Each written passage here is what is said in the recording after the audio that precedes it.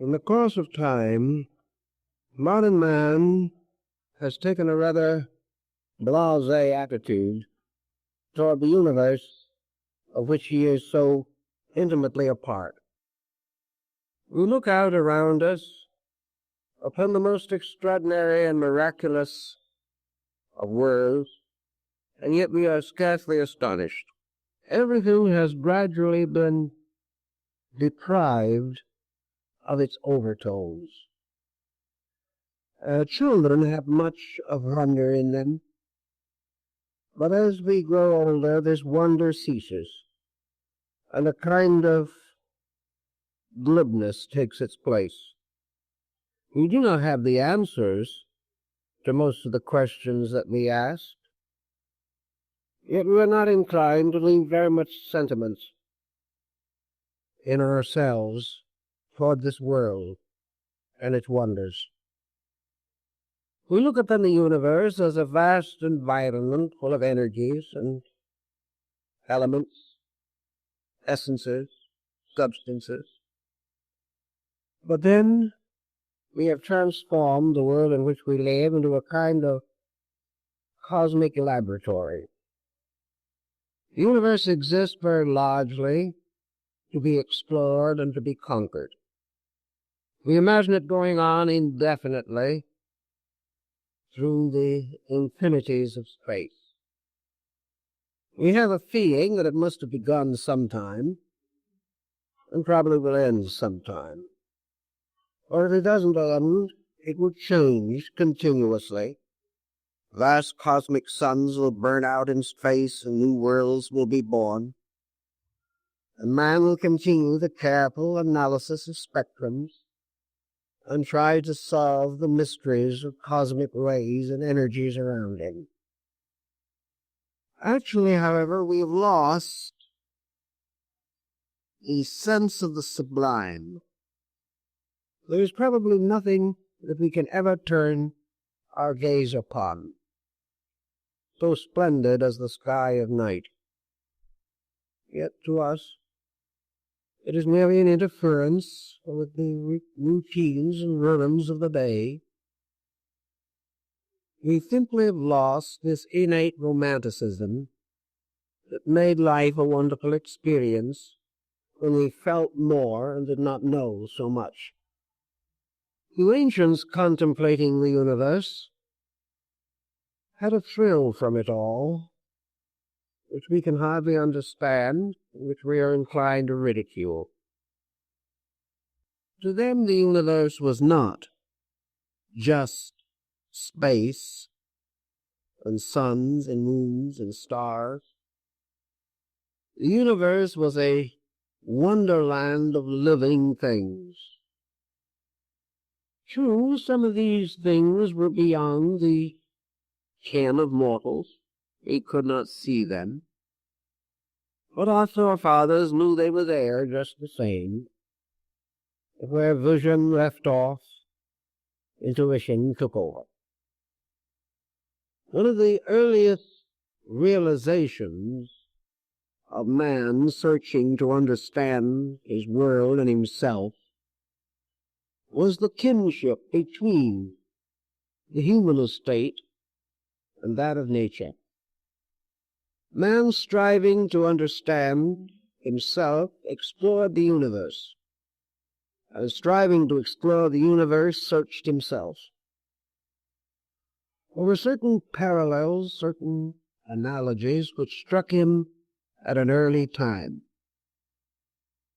One of the most interesting and positive concepts about this arose, of course, in India, one of the old lands where religions and philosophies and sciences were mingled together in a magnificent extravaganza of metaphysical insight. The universe, obviously, was the body of a great being. This body had its own kind of bones, muscle, and flesh, and tissue. You could only see a certain part of that body, represented by planets and stars, luminaries. But we could also be aware of the great circulations going on within this fabric. We could sense an energy field enclosing all of these separate moving parts, tying them into an extraordinary functioning entity. And that this functioning entity was ensouled, our ancestors never doubted. That it was ensouled by a power capable of administering its infinite complexity, they were also satisfied. So to them the universe was a living wonder, not something inanimate. It was not only living in the sense of being a vibratory mass of energies, it was living as having a mind and a heart. And in wisdom men sought to understand the mind of this vast structure. And in religion they sought to understand its emotional moods. Men who go down to the sea in ships have learned to accept the ocean as a creature of moods, something more than merely a mass of water. The more we are acquainted with these various elements, the more we respect them, the more we sense something of the tremendous intelligence that is locked within them. Our forefathers also assumed the universe to be ensouled with intelligence, that every part of its plan, every part of its purpose was motivated by wisdom, by some kind of knowledge. Whether it was rational or instinctive or intuitive, it was still there. This knowledge, this wisdom was purposed. All things were moving toward a destiny, towards an end or a goal that was known to something, or perhaps would be discovered by the very process of its own evolving motion. Also, our ancestors became acutely aware that nearly all physical things that we see around us, both in space and on our own planet, are actually the long shadows of laws. The universe is a vast network of regulations and rules, statutes and edicts, magnificent patterns by which all procedures are regulated. The universe is not actually a place of accidents or coincidences. It is a great, well-organized instrument, moving according to the laws of its kind, fulfilling its own purposes with an exactitude that transcends imagination. And as these laws operating throughout space cast their smaller shadows upon our own planet, we perceive that this planet also is controlled and directed by a legislative power coming from nature, coming from the heavens or from space itself. Actually, therefore, bodies are crystallizations along lines of law. The processes which are immutable create their own forms. And one of the first laws that man sensed in this magnificence was the law of continual and inevitable unfoldment. Everything is growing from some previous state to some future or subsequent state. The whole procedure was as though a vast flower was opening in space. Slowly, methodically, inevitably, this blossom spreads its petals. Everything is releasing something from within itself in the process of its own growth. Thus we see that unfoldment guards or guides the ways of things. And this unfoldment applies to suns and cosmic centers just as surely as it applies to the maturing and development of human life. Man is unfolding. Man is not standing still. He is not a complete creature. He must tomorrow be more than he is today, even as today he is more than he was yesterday. The only reason for existence is this process of perpetual growth. And man, observing this growth in his own experience, was not forced to be too imaginative if he recognized it also in space around him. The problem as to where law came from, of course, also intrigued our forefathers.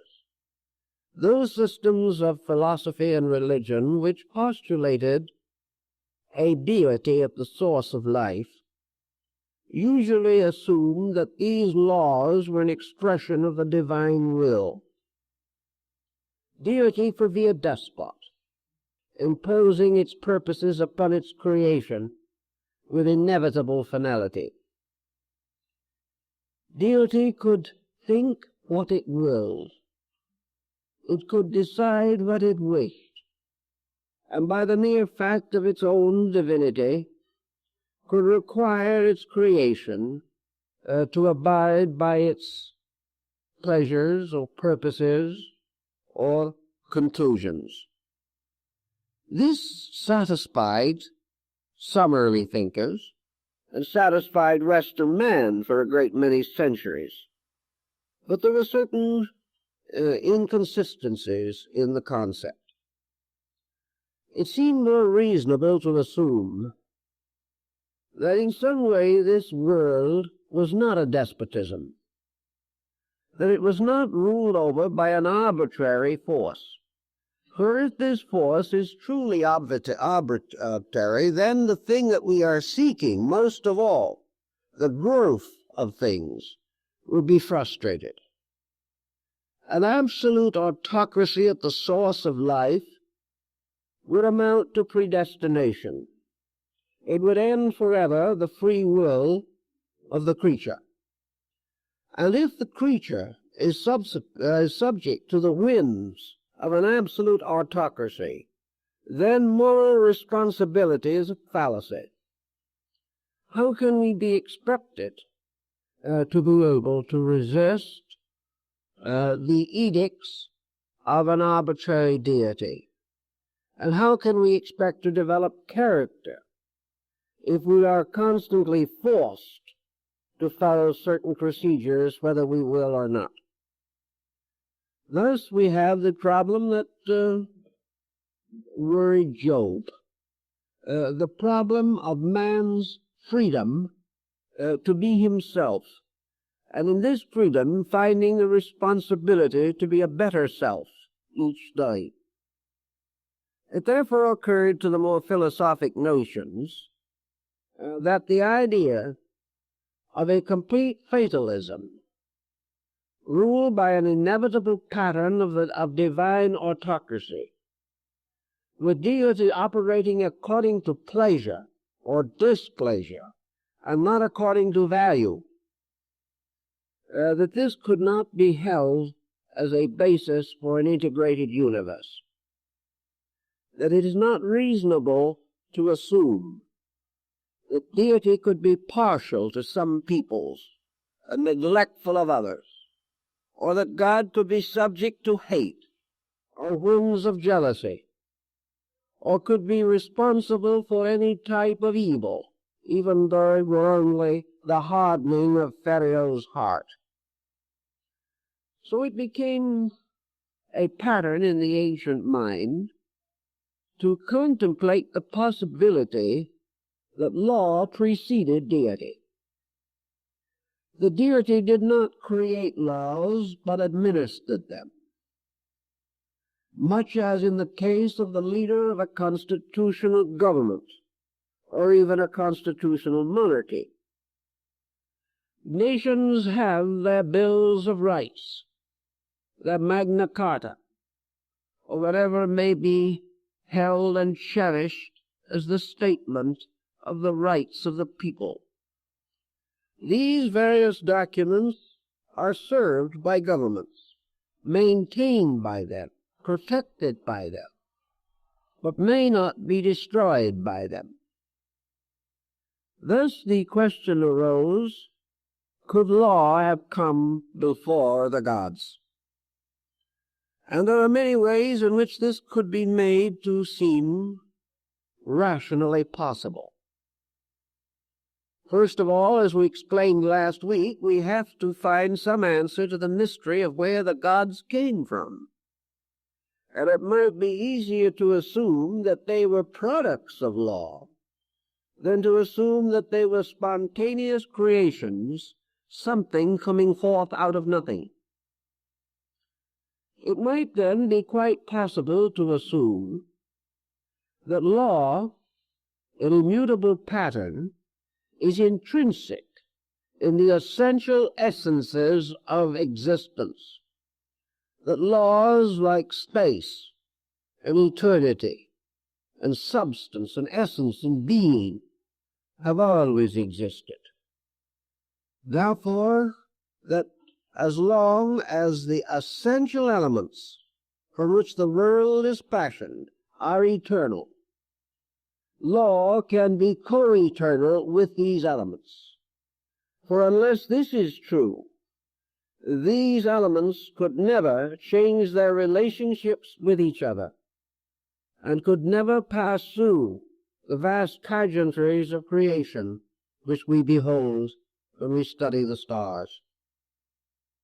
Therefore the wise came to the conclusion that before gods and men there were laws, that these laws were the rules innate in all energies, that energies are self-governing, that all principles and patterns are self-maintaining, and that as surely as crystallization in rock or fission in cells, these took place with or without the consent of man or any arbitrary force that we know, simply because these processes are the right, natural, and inevitable procedures. Because this is true, then all existence is sustained by innate processes, invariable and utterly consistent. The universe itself is a manifestation of these laws in operation, just as surely as the frost picture on a window pane or the intricate geometric structure of a snowflake. These laws do not require the kind of theology with which we have been familiar. It would be rather difficult for us to imagine the anthropomorphic deity of our ancestors being much concerned with frost pictures or snow crystals. This deity seemed to be mostly involved in the miseries and misfortunes of mankind, spending part of his time saving his creation and the rest of his time wishing he'd never created it. This type of thing was not likely to advance the universal procedure. But if we assume that every substance has its own rules, and that these rules have always been, and that we know the substance today merely because it does obey its own rules, and that every element that we see is truly a symbol of a process, that all compounds are symbols of the elements which create them or produce them, and every form of growth around us is simply a law bursting into expression through its proper means and methods. It is because of such lawfulness that man himself has been able to compile a kind of index of natural laws. The rise from the beginning have been discovering laws, but they do not seem to realize that all of these laws are but evidences of something else, the magnificent archetypal totality which can only be attained by all of these laws in operation, and must from the beginning express through the perfection of its laws, whether its expressions are visible to us or not. If space is actually a vast area of lawful energies, then of course it follows that man's adjustment to space results from the gradual insight which he gains as to the operations of these laws. The alchemists of the Middle Ages pointed out that the Holy Scriptures were books which described lawful processes, and that nature itself was also an unfolding scripture in which all of the great edicts of the infinite were set forth in living characters. This attitude distinguished most ancient areas of thought. Man becoming aware dimly that he does inhabit a universe which has rules, also recognizes that for some reason he alone seems to have the power to disobey rules. Now, perhaps he is wrong in this. It may be an arrogance of his own to assume that he can even be very wicked. But we do not see around us in nature as many rebellions against natural law as we find in man's nature. It therefore would appear to be that the most dangerous instrument of man's relationship with life is the human mind. Those creatures in which mental natures are not individualized never rebel against law, but fulfill it without question. Perhaps a few human beings who have come to a great insight into the mysteries of natural law have also verged toward this complete obedience. But for the majority, life is a resistance to this lawful pattern. The individual, seemingly convinced that he is able to defend himself and his own purposes against the infinite pressures of space around him. This is one of the points which we also find in Oriental philosophy. Sometimes Eastern thinkers are termed fatalistic simply because they assume that the individual is powerless to withstand universal purpose. Here in the West, however, we like to think that man is strong and universal purpose is either weak or non-existent. We have not yet learned enough by trial and error to realize where the error lies. We still assume that we have merely made some kind of a technical mistake which can be corrected in the next experiment. We are still attempting to exploit laws, to go against them, or to prove that we are superior to them, and therefore potential masters of space. Universal laws have many levels of manifestation, and we can find some examples of these levels or parallels to them in the study of the spectrum. Here we observe that one light, broken up prismatically, provides us with a complete spectrum of colors. Yet all these colors are invisibly held within the white light. And if all colors are imposed upon each other, we can also achieve what we call the no-color black. The problem that confronts many persons is to understand, if we can, how universal law breaks up into various parallel processes, each relating to a certain kind of life or manifestation. We do know, however, that as light is broken up to become colors, so the universal law pattern is broken into a mass of different parallel processes. We find law applicable to harmony and sound, to light and color. We find it in the octaves of chemicals. We find it also in the various technical arts and sciences which we are developing today.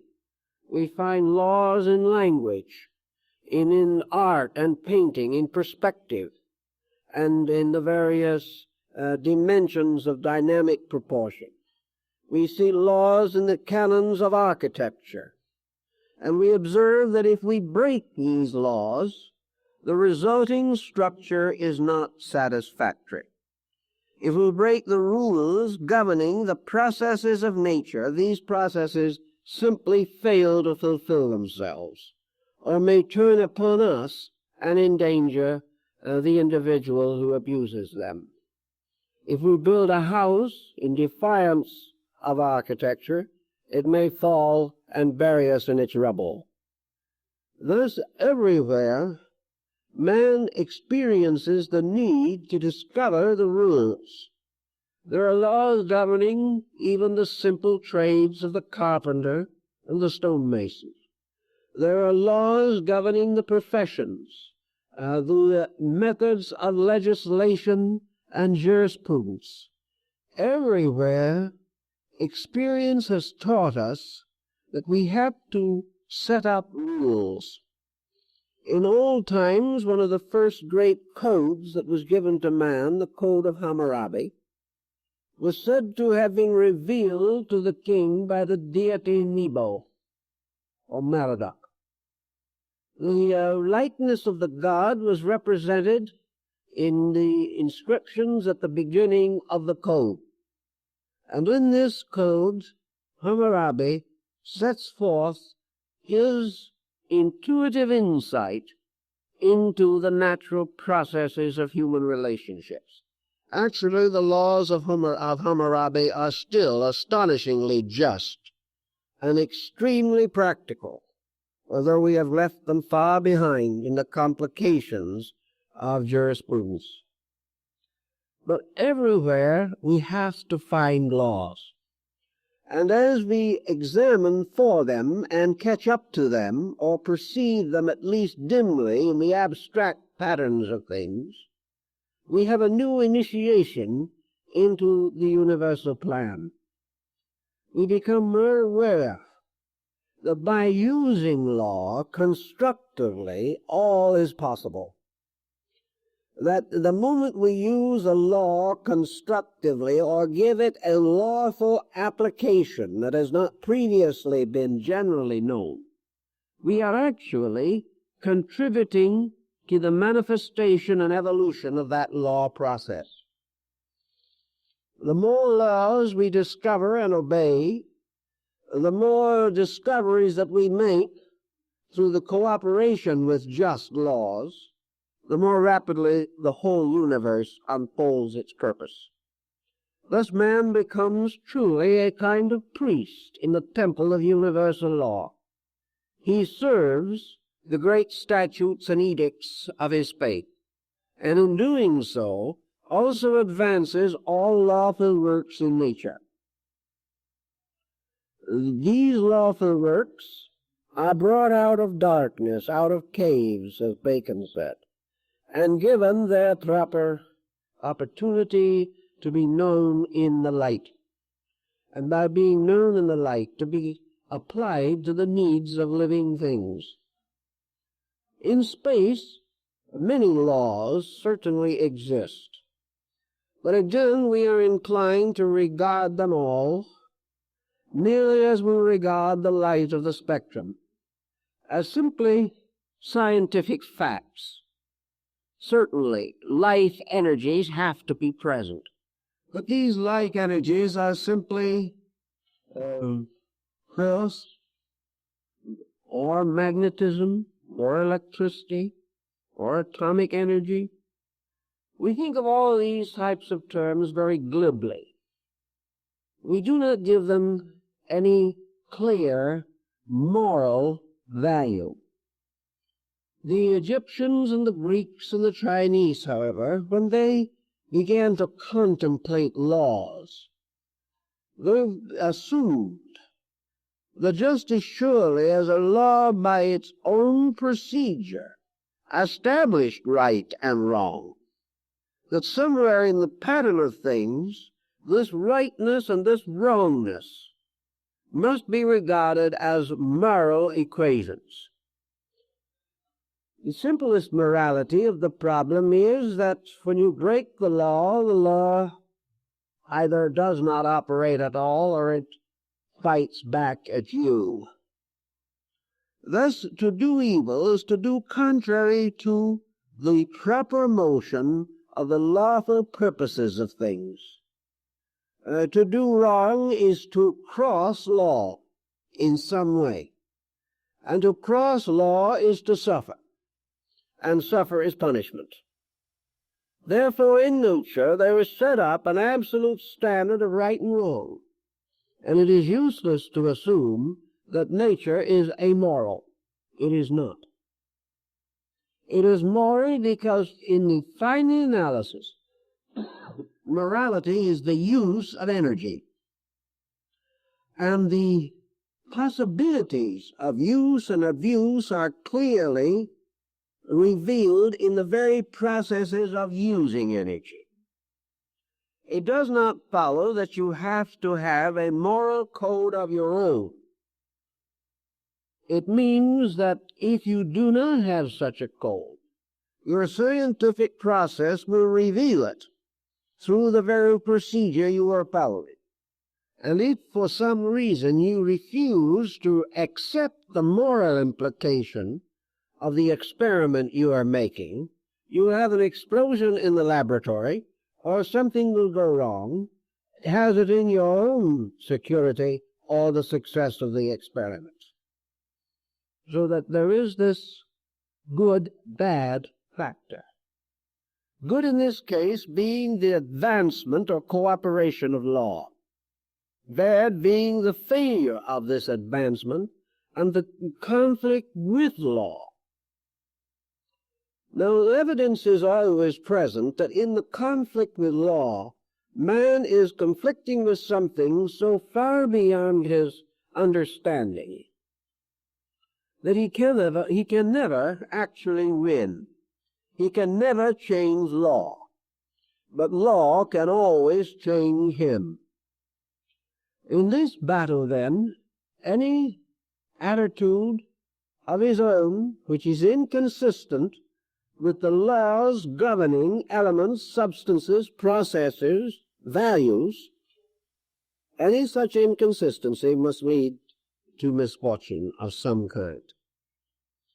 The ancients, putting all these laws together, followed much in the concepts of Sir James Jeans, and came to the conclusion that somewhere at the seat of life, in the universe, in the cosmos, in space, was what might be termed universal intelligence. Universal intelligence does not mean a conscious universal deity. It does not mean that there is someone out there pondering upon the imponderables of existence. It does not mean that there is someone who is moving the pieces of a cosmic chess game. What is really implied is a permeating universal intelligence, an intelligence that is everywhere, in everything, and of everything, an intelligence which refuses to permit non-intelligence to be victorious in nature. An intelligence which causes all things to do that which is best and proper for themselves, unless a counterintelligence exists. And this counterintelligence seems to exist in man, but it is too feeble to hazard the outcome. It is not possible for man to go against this larger intelligence.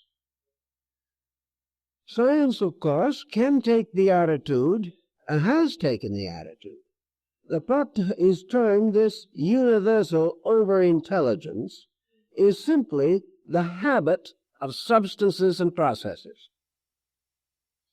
That these are habitual. When if we study the word habitual carefully enough, we will realize that habits, like every other substance in nature, are not self-creating. A habit, in order to exist, has to be cultivated in some way. A creature or a being has to do a certain thing a number of times repetitively before the habitual process sets in. Therefore, while it may appear at this time that laws are habits of space, we cannot assume necessarily from this that the habits themselves do not arise in some form of an intellectual or intelligible process. Man's habits certainly rise in the presence of his own intelligence, and there is no conflict between the concept of habit and the concept of intelligence, nor are they interchangeable terms. We must assume, consequently, that all the laws that operate in space bear witness to some kind of a legality, an orderliness, and that this orderliness is essentially constructive and purposed. That these laws also, relating to various elements, principles, processes, and conditions, are not brought into conflict with each other. And out of this vast pageantry of laws is brought the most completely harmonious instrument that we know, the cosmos. This does not mean that the cosmos never has an accident, but its rate is very low. For the most part, the cosmos is the most perfect integration of interrelated factors that we can possibly conceive. This must mean, therefore, that these laws progressing and expanding through space do not come into conflict with each other. Which brings us to another important thing. How is it possible for any mass of laws tossed into the seething cauldron of creation not to end in some kind of a witch's brew? How are we to explain that all these laws never conflict? We know that in a community in which we set up a few laws for mutual protection, these laws are always unjust to somebody. That the laws of a city may differ from those of a county, or of a state, or of the nation, bringing the most lamentable confusion. That the laws of various nations will permit a crime in one country and punish it in another. Also that these various laws require constant amendments due to the fact that experience proves they are inadequate. And the great legislator of today is the forgotten failure of tomorrow. All of our legislations, and we are conscious beings, presumably, end in confusion. We create too many laws and cannot enforce them. Our laws, as one of the Greeks said, are like spider webs which catch small insects, but through which the greater criminal breaks and escapes. How does it happen that this is not true in space? How can laws relating to innumerably different qualities, energies, forces, and substances all apparently work together in a splendid pageantry of cooperation? The answer was rather quickly discovered by the Greeks. The reason why universal laws never conflict is because there is only one, and all so-called divisions and specializations are merely adaptations of one principle. There is only one law, manifesting one power, one quality, and one condition. But this is broken up in the processes of creation like the light upon the spectrum, giving the appearance of manyness, but not coming in conflict because there is no conflict in the realities, only in the appearances. Thus all laws are complementary because their purpose is the same, and they arise within a structure which has an overpower to control them all. Now this overpower, again, is not the meddling finger of some arbitrary godling. The overpower is the totality, the unity of existence itself. Law, space, substance, mind. These are all names for one thing in different manifestations. The differences lie not in these things themselves ultimately, but in the differentiating power of the mind trying to study them. The differences lie in us, in other words, not in the objects of our attention. Our own interpretations, our own emphases, cause us, like musicians playing upon a magnificent instrument, to produce from this instrument only the melodies that we intend, even though it may be capable of performing in all melodies and all harmonies.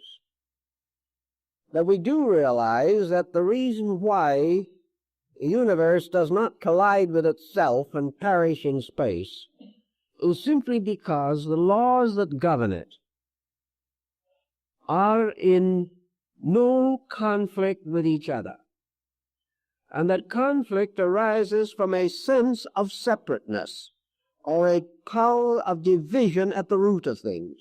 And in nature, this division does not actually exist. What we call division is merely specialization within unity. This is one of the principles expounded in Pythagorean arithmetic.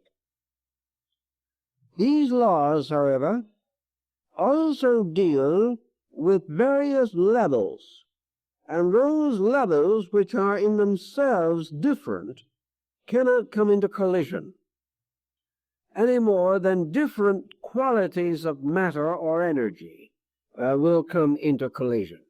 Collision is almost always the meeting of similars, and that which is similar will collide with that with which it is similar. But the Greeks pointed out that if you fill a basin with rock, small pebbles, until it will hold no more, you can still pour into this basin a great deal of sand, because the sand, going into the spaces between the stones, because it is of different size units, does not come into any conflict with the stone. After you have the basin as full of sand as you can possibly fill it, you may then pour in several quarts of water. These quarts of water will be accepted and held in the basin because, again, they are different in quality from either the rock or the sand, and therefore can pass between the indices of the sand. Thus we go on with various elements. Main things can be in the same place, fulfilling their own laws, as long as they are themselves of different qualities. There will be no conflict between them. Consequently, in nature, conflict is nearly always a thing resisting its own laws, whatever they may be. And such resistance is not common to be found in space itself. Space is forever moving with the magnificent sense of cooperation with things, rather than with a sense of competition. Assuming then now that we have a universe with all its laws, that we have recognized the possibility, as the ancients held, that this universe was eternal, that its laws were eternal, that its substances and essences were eternal, and its objectives are eternal, we are still now concerned to some degree with the relationship of the universe as consciousness to the universe as substance. Actually, substance and consciousness themselves are identical, but they represent two conditions of one eternal reality, or one eternal fact. These conditions are bridged by what the Gnosis calls emanations. The conditions of consciousness become more and more restricted, resulting in a descent of value. The elements of substance become more and more refined or attenuated or sublimated, causing an ascent of substance. And while consciousness descending and matter ascending finally meet, we have the point of junction, or the point of control, wherein consciousness regains its positive relationship to matter or substance. Let's try to understand a little more on this particular theme. Consciousness, as we use the term today, must exist in space, or man could not be a conscious creature. The thought processes that we use must also exist, potentially at least, in every atom of space, or man could not have them. Thus we are dealing with a universe potentially conscious, potentially intelligent, and potentially endowed with all feelings, emotions, and sensory perceptions. These must be in the seed of things, even if they have not grown.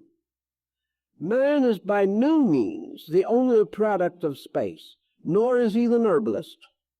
Therefore, there is every reason to assume that long before his advent, other forms of life had achieved consciousness, had achieved intelligence, and had released emotional and psychic content. This would mean, then, that there have to be powers superior to man, possessing intelligence. What are these powers?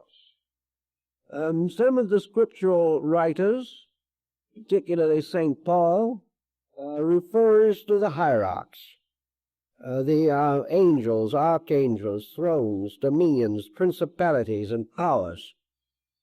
These were regarded as great waves of superior light that had passed beyond our consciousness, but which belong to the same vast unfoldment of which we are a part. Science would not have had much luck trying to identify the archangelic hosts, but science is confronted with organisms or structures superior to man, which it has not been willing as yet to give much attention to in terms of consciousness. The most normal and immediate of these structures is a planet. Is a planet to be regarded as the production of an evolutionary process? We have our physical, astronomical interpretation of how planets come into being. But we are no more talking about planets in this respect than we are talking about men when we discuss the various developments of the fetus and the embryo. We are talking about bodies. Science can explain bodies. But science is still having a very bad time trying to explain man as something separate from or superior to body. And many scientists have not yet made up their minds that man is separable from body. But science will admit that when the proper kind of a body is generated, something that passes for intelligence in humanity is also revealed or released. Perhaps we are a little optimistic as to the measure of this intelligence, but something capable of learning to read and write is produced, even though it may never be taught to read and write. That's another problem. Science, assuming, therefore, that a fortunate combination of processes produces a human body in which intelligence can develop, is in the presence of other fortunate combinations of elements from which planets have been produced. Now, planets cannot hardly be regarded merely as persons in the term that we use. But we have no reason or right to assume that intelligence depends utterly upon a peculiar type of structure which we denominate the genus Homo sapiens. There could be other kinds of creatures which could have intelligence as great as our own or even greater. If the intelligence of these other creatures was identical with our own, we would be able to interpret it. We would recognize it. And seeing something that thought the same way we did, we would say, here is another magnificent example of erudition. But if this other creature had a mentation process too low for us to estimate, we could not know it. Or if it was too high and went beyond the trivia with which we make up our intellectual lives, we would have also no way of recognizing it. If planets have intelligence, it is obvious their intelligence is not the same as that of man. Also, it is quite possible that many other creatures have intelligence. And the fact that these creatures are not favorably regarded by man as being subject to intellectual advancement does not change the possibility. For mentality can exist on different levels and planes. And then an intelligence, for example, that is completely introverted, turned entirely within, might become a very great and luminous being. But man would have no way of estimating this unless the intelligence was released or reflected in common action which man understands. That is why Burbank was of the opinion that we underestimated plants, inasmuch as many of them have more sensory perceptions than man has. But their area of mentation is different, and that to us which is different is usually non-existent. Let us assume, then, that the intelligence of a planet is not the same as ours. That being a much vaster and more ancient organism, and far more complex in its structure, we might assume that the planet was more highly evolved than an individual, and that therefore it might properly be appointed as the throne of a deity, as it was in Greece and Egypt, and even the star angels of the ancient Jews. If we want to say that a planet is more highly evolved, then all we are actually requiring to demonstrate this is a proof that the planet possesses superior intelligence. This proof is more or less forthcoming at any time we look for it. Actually, each planet has sustained its own evolutionary procedures. On each planet, forms of life develop, The lives of these developing species may extend into countless ages. Most recent investigation indicates that man has been here as a recognized species for at least 15 million years. Therefore, the earth produces from itself. Not only does it produce forms of life from itself, but it also radiates from its own nature electrical and magnetic fields, which can likewise be estimated. And certain phases of electrical and magnetic activity can be determined or noted through the aurora borealis and the aurora australaris. These energy fields of the planet can only exist if the planet is alive.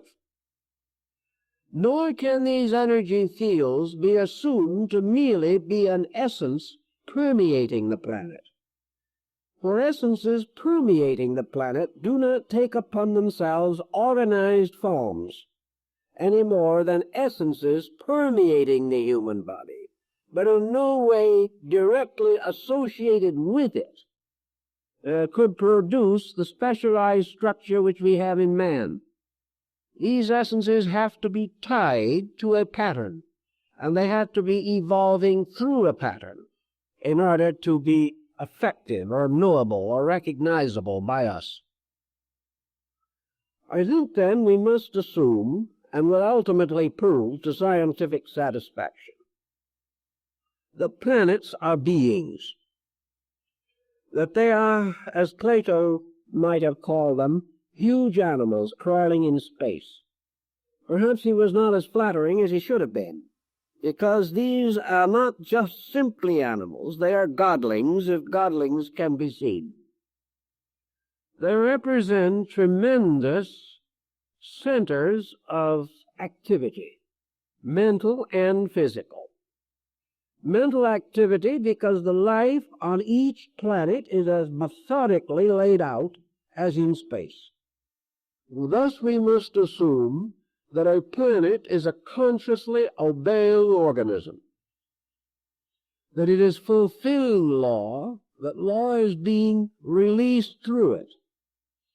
Perhaps we would rather like to think of the planet as an unconscious obeying element or pattern, that like a flower, it is merely fulfilling its natural destiny.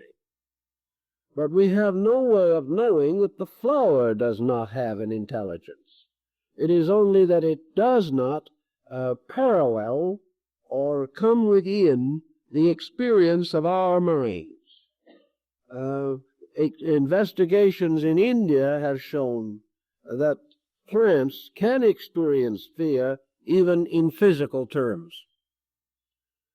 Therefore, our idealist ancestors, who are not desperately trying to kill everything in space as the basis of scientific exactitude, were quite willing to assume that planets were beings. That these beings, like the human body, sustained an infinite diversity of life, permeating them and upon their surface. That these forms of life are all provided for by energies released from the earth, and that this balance of energy is maintained by bringing the living things upon a planet into an harmonious balance between earth energy and solar energy. That in the development of creatures, therefore, the great Mother Earth was a fertile area for production, and from this fertility the seeds in the consciousness of the earth principle were released. And as the earth entity came into embodiment in the planet, it released also into embodiment all the seminal lives which it carried with it from previous embodiment. If the earth can be regarded as some kind of an intelligent organism. Then we can see how Earth's processes, when allowed to fulfill themselves in an orderly manner, may be regarded as adequate. That just as surely as man disobeys the rules of nature, which in this case would be the Earth-planet factor, he becomes confused and sick. That the Earth, therefore, has its own way of revealing or administering the laws which are part of the universe itself. Comets in array are embryo suns. Other forms are developing in space, which will gradually become great centers of solar power. And the suns in turn must be regarded as intelligent or intellectually moved or dominated in some way. The planet is a center for the dissemination of intelligence. The sun is a greater center for the dissemination of intelligence. All of the great central focal points, even beyond the vast categories of constellations and the Milky Way, are immense areas for the release of intellectual or intelligible power. The Greeks preferred to think of the solar power as intelligible. Actually, this intellect, this mind, this thought consciousness power is inherent within the radiance of suns. And this radiance, in turn, permeating planets, is reinterpreted through the planet as the wisdom of the elder is reinterpreted in the education of the child.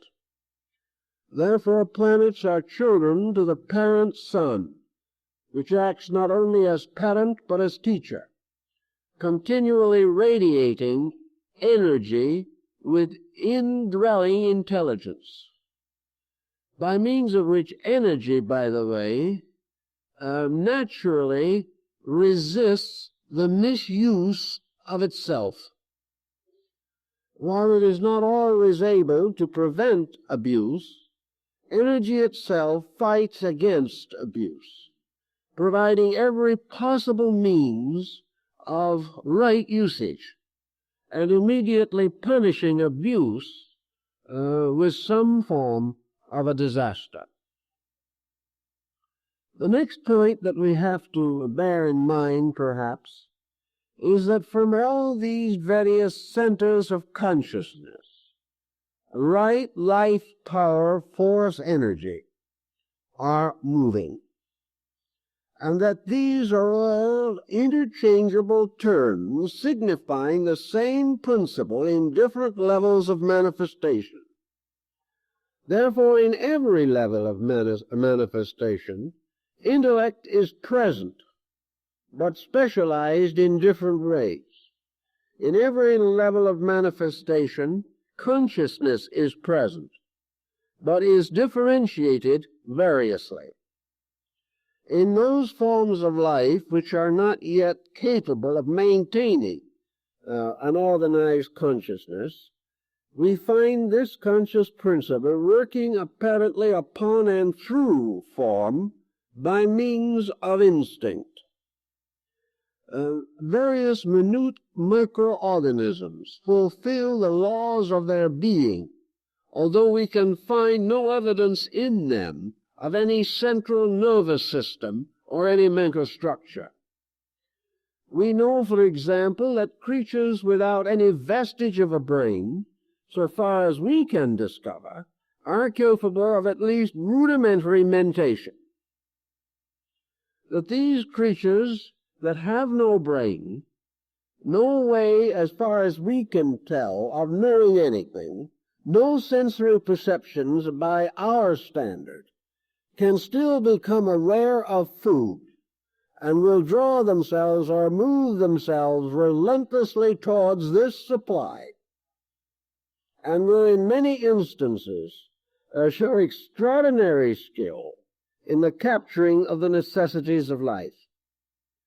Thus that which has not any eyes can apparently be aware of food, and that which has no mind can steam away to get it. We have to have only one answer to this, that the mind and these sensual perceptions are there, but on a different level from ours. And if the level is different, there is no need for the clumsy process of building brain the way that we do. This is a peculiar process necessary to our own species, but in no manner demonstrating the ultimate of the intellectual release. Laws also follow in the line of consciousness, and through planets and suns, laws are released by light itself. This perhaps is the explanation of the great Buddhist deity, the Virokana Buddha. This, or Dainichi Nyori, is the great cosmic abstraction. It is the ultimate conceivable form of a rational being, beyond which we can imagine only the darkness of unconditioned space. Dainichi is the last conceivable shadow, the immensity which cannot be further increased without becoming unintelligible. This great cosmic power is the supporter and sustainer of all things through itself. And the manifestations of every conceivable level of existence are sustained by the energy, the great sun or solar energy, the cosmic solar energy of Dainichi Nyori. The being, obviously, is hypothetical, symbolical, metaphysical, but the principle for which it stands has strong scientific possibilities, for it simply means that somewhere in the infinitudes of space is the master pattern from which universal and cosmic systems evolve, within each in its turn lesser systems, until we proceed downward from the greatest imaginable cosmic organism to the least conceivable cosmic organism, only hypothetically knowable even in the presence of the most powerful electronic microscope.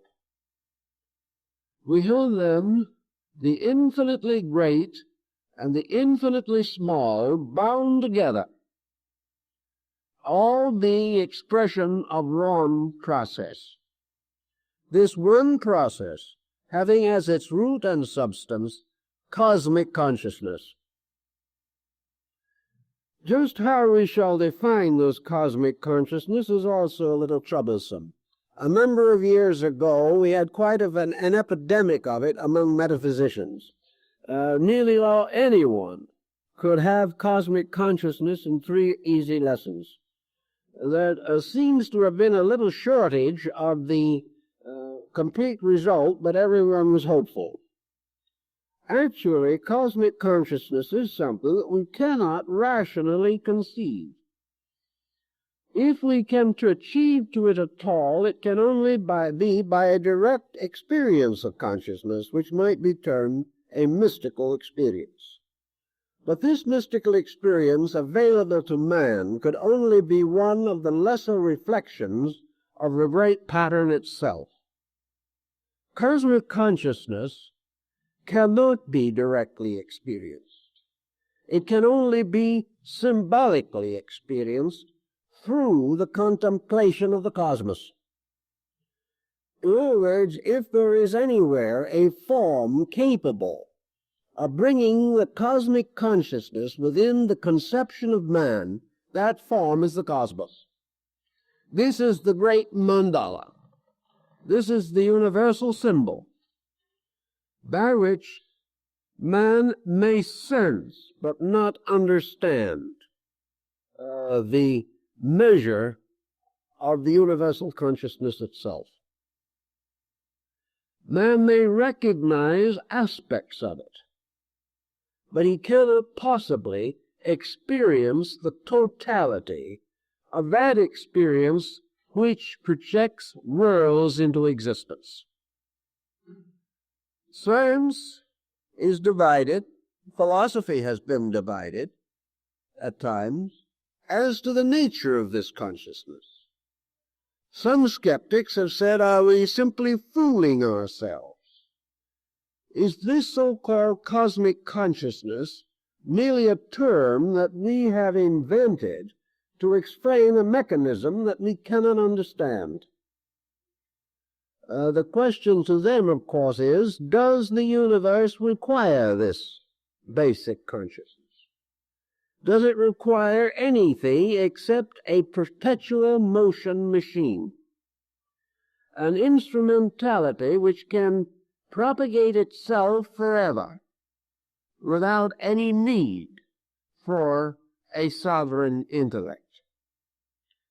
This is a persuasive argument inasmuch as it also makes further thinking on the subject unnecessary, and very few people want to think if they can possibly avoid it. But actually it does not solve very much. Cosmic consciousness is a necessity for one reason only, that man is conscious. If there is not some kind of consciousness superior to man, where did his come from? And this offers no solution to the scientific riddle.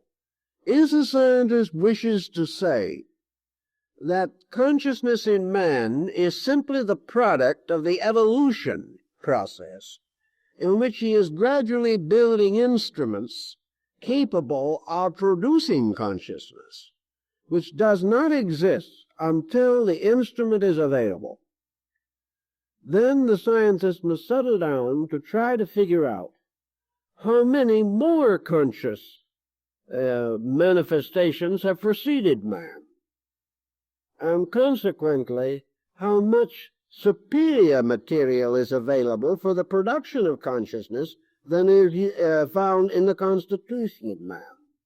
If evolution has been forever, in other words, consciousness must have arisen before man, or it could not have arisen in man, just as surely as it must arise in man if it is to arise later in some other form of life. So consciousness, being something we possess, puts us in the same dilemma as the architect who stood looking at the Pyramid of Giza. He shook his head sadly and said, if I hadn't seen it, I would deny its existence. It's just not possible. But had he seen it, the architect was on the horns of a dilemma.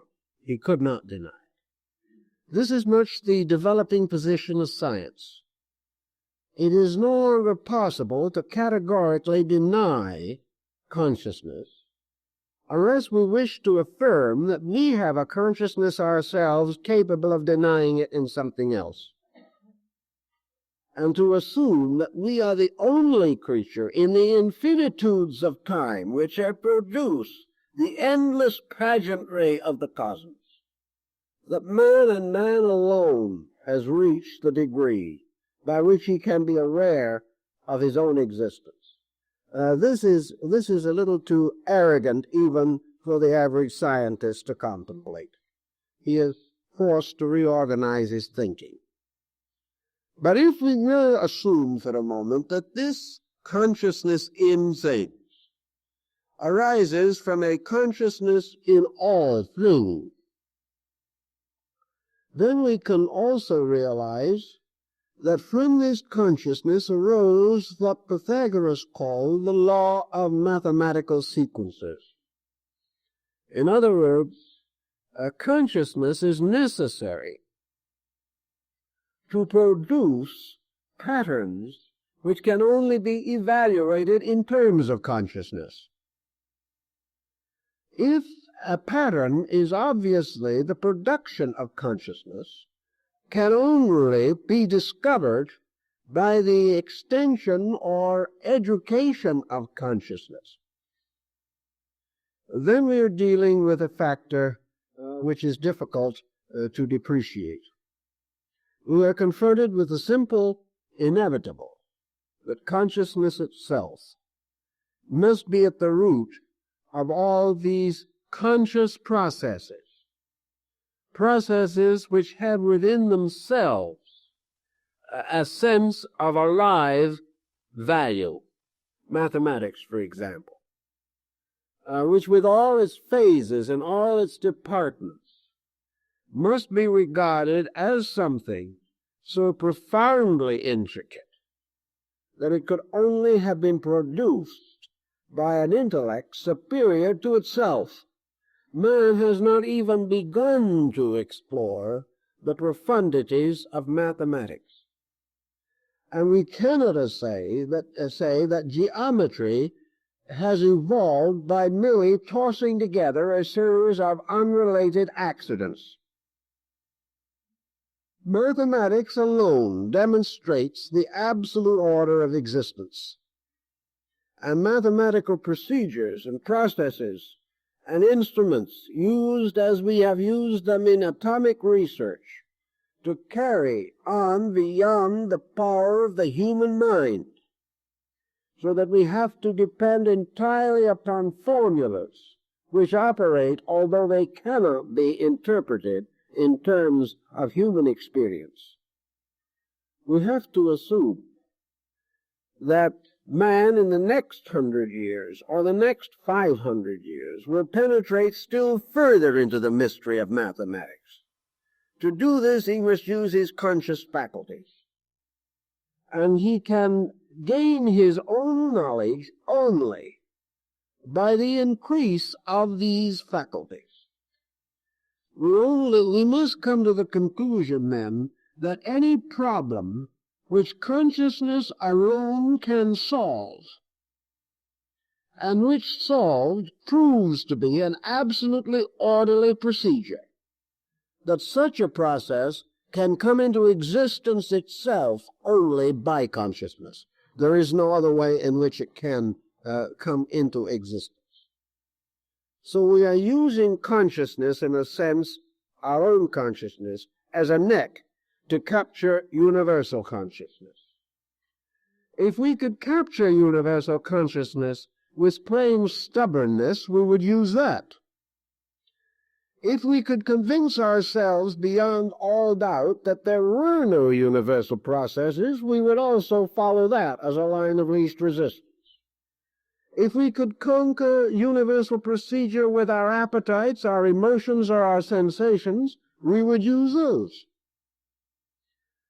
But we cannot. The only way that we can investigate the universe around us is through the use of the highest faculty that we possess, the conscious mind. The answer has to be that the thing which we are investigating was the production of a mind no less than that which is required to discover it on our part. So cosmic consciousness is more or less justified irrationally by the evidence which arises from its own existence. In mysticism, man himself has always sought to some way penetrate the purposes of deity. He has always desired to know the will of God. Religions have been created on the basis that they were revelations to sages, saints, patriarchs, prophets, by which the will of deity was made known. Nearly all of these so-called religious revelations have been moral systems. Moral systems being based upon the great primary experience of living things, the experience of the consequences of coming into conflict with natural law. Thus, what these religions actually tell us is the rule of the game by which we have to live. The reason for the rule it cannot give us. And where the rule originated, it can only arbitrarily declare that these rules originated in the mind of God. Actually, cosmic consciousness, as sensed in India, particularly in the yogic schools, was not merely a central consciousness, not merely the mind of a being somewhere in space. Cosmic consciousness was an enveloping, immediate value. Cosmic consciousness is in every atom.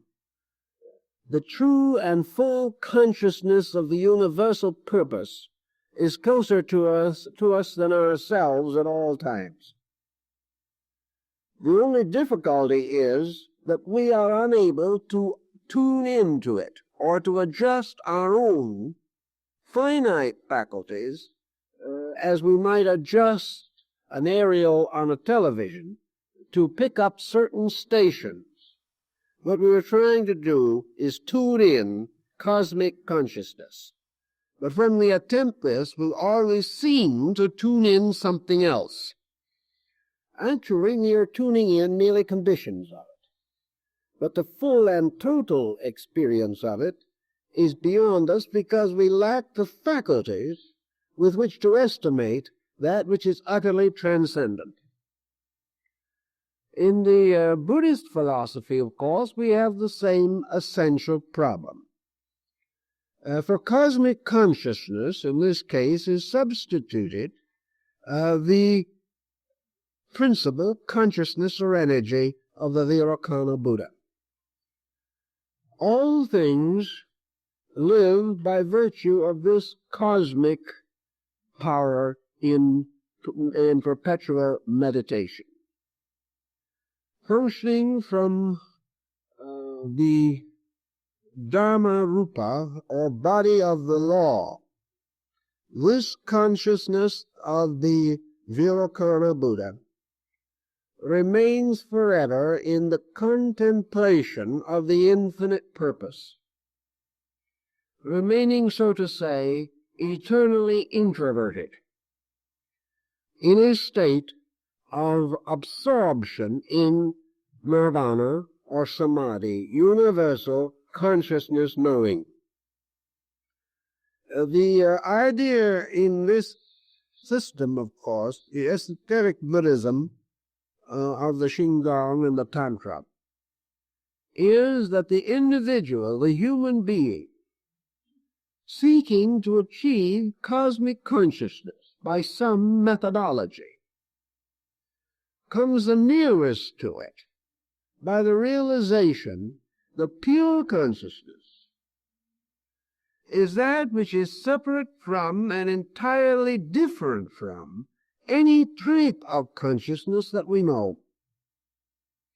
Pure consciousness, then must be experienced only when all conditioned consciousness is suspended.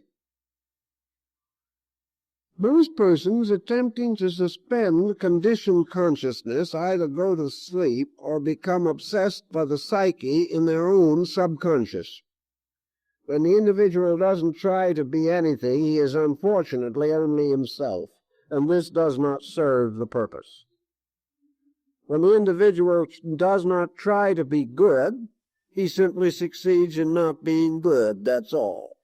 Nothing is clarified, because the individual's subconscious upon which he must depend for quietude is too toxic to permit quietude to arise.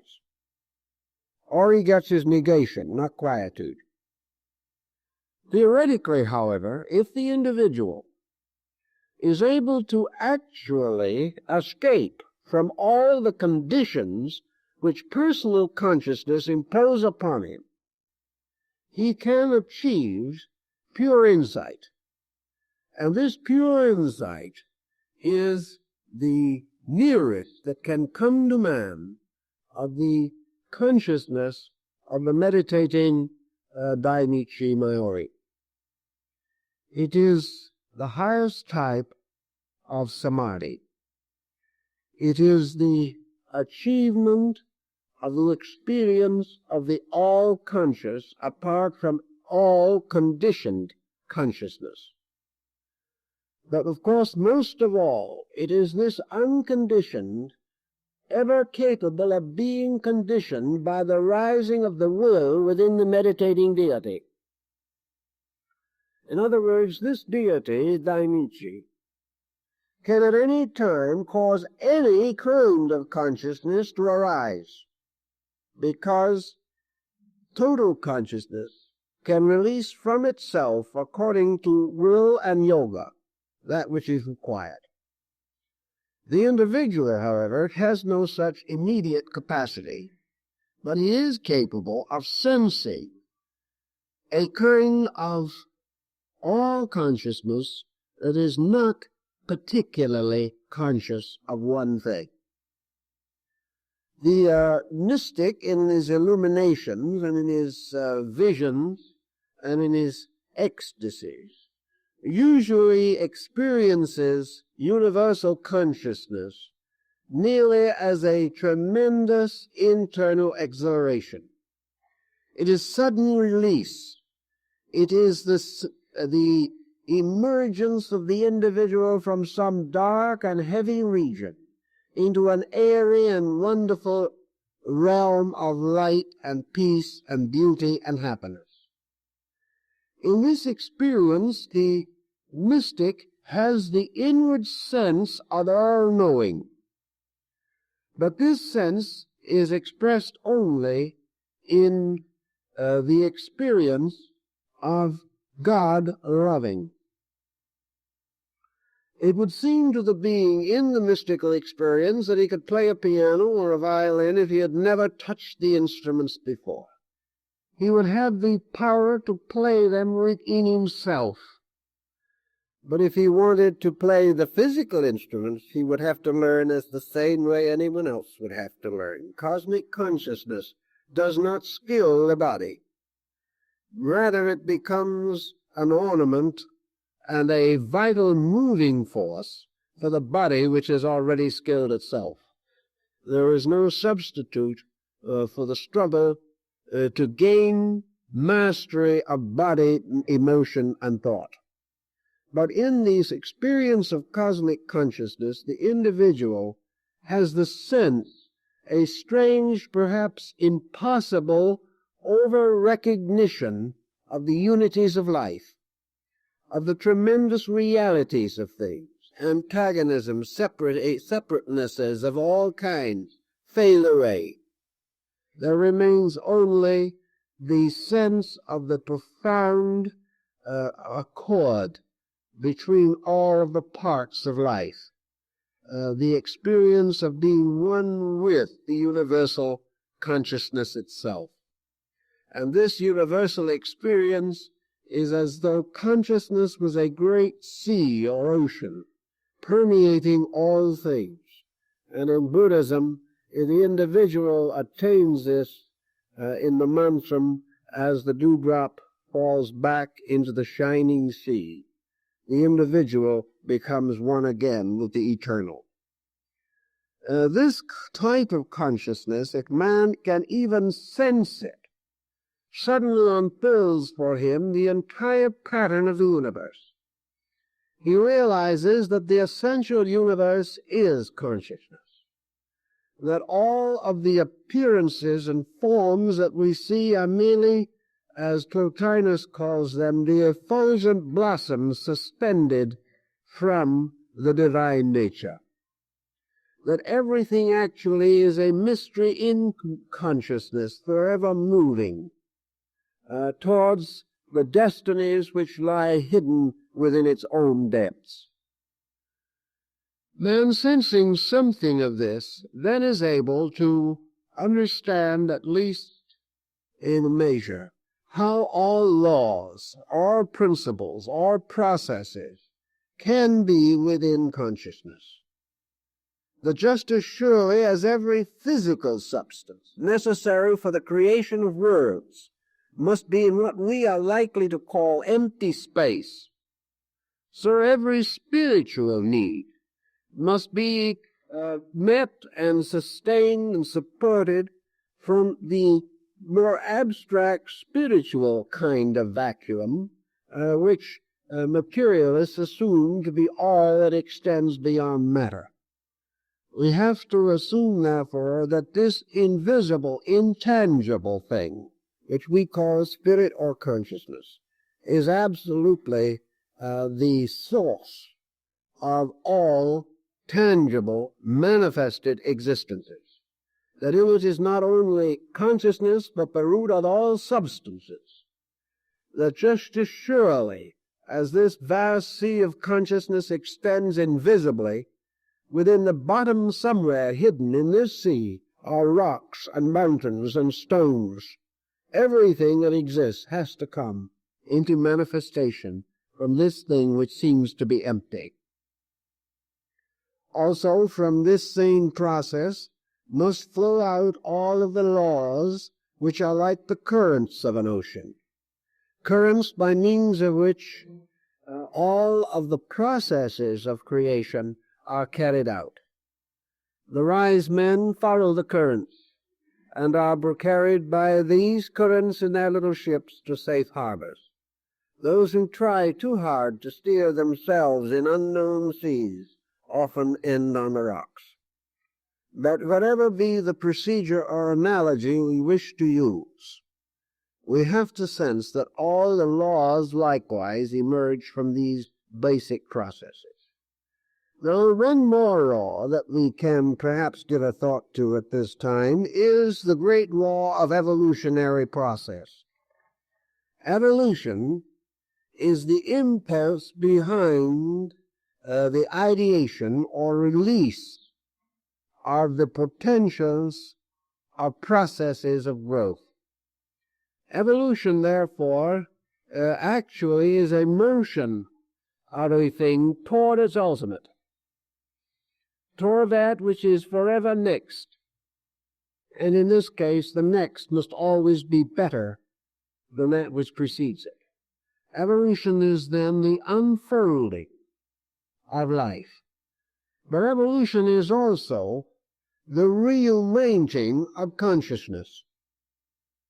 Just as surely as growth seems to unfold the beauty of the individual part, as several flowers magnificently evolving their blossoms, so growth likewise is the process of bringing the consciousness of these forms back into a state of unity.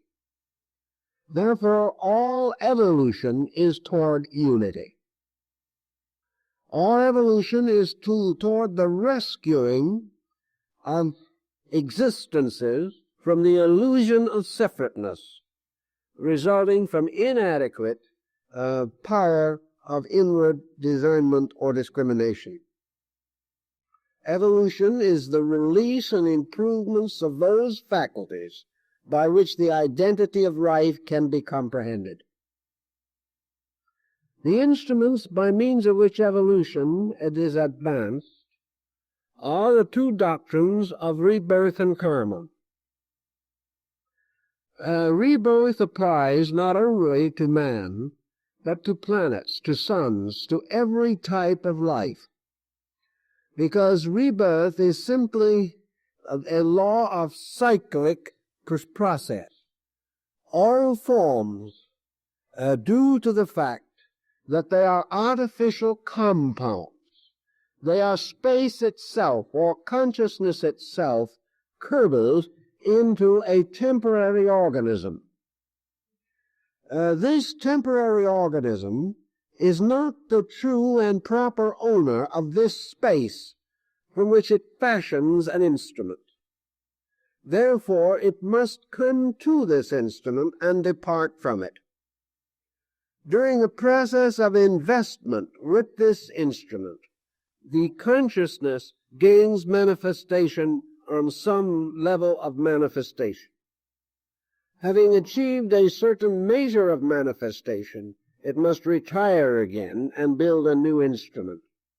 Thus the doctrine of rebirth applies to suns and cosmic suns and universal systems. For all of these have to ultimately be dissolved and then reintegrated on a higher level. There is an operation working in this also which we do not fully understand, but which we see a parallel for in human life, namely that long living and much experience not only creates an exhaustion of powers, but also results in a confusion in the ability to digest experience. Consequently, a period of mental or emotional rest must also be set up. Otherwise, the person is unable to escape from the crystallization of his own faculties. And in some way, the crystallizations in space produce also this degree in which they imprison or frustrate life. Therefore, the firms must be dissolved and rebuilt. Karma applies likewise to all creatures possessing initiative. Karma is still the guardian and leader of every power or condition which decides or arrives at any conclusion about anything. The deity, if it wills to create, must accept the consequence of creation, which is usually to be absorbed into the creation and die there, at least temporarily, to be resurrected later through the evolution of the creation itself. But further, there is action arising from determination or from consciousness. There has to be attendant reaction. This is why in the Buddhist philosophy, nirvana is actually the suspension of the impulse of action. So the nirvana is the continuing of a causeless state, which cannot therefore produce any consequence. In this way, there is a complete suspension of the processes which either build up or tear down by cosmic procedure. Karma is both good and adverse. The greater the degree of consciousness, the greater the virtue of karma. Therefore, the concept of heaven, which is actually the karmic consciousness of a deity which cannot create evil. This is the old philosophical clue. Whereas hell in philosophy is always the creation of a consciousness capable of evil. And consequently, the infinite creates the heavens, and men create their own hells. In karma, this procedure, therefore, follows along and sustains the procedures of existence. All of these move about the principle of equilibrium, which is also established as a pattern in space. For equilibrium is the condition of the pure principle of space itself, within which polarization arises, but the space itself is never unbalanced. Equilibrium, therefore, is the symbol, actually, of eternity. It is the symbol of that which unadorned cannot die, unfashioned cannot be destroyed, having no beginning can have no end, and having achieved complete equilibrium within consciousness can never again be embodied in an unbalanced organism. These processes all exist, and these principles all reside in space, together with many more of which we are now unaware.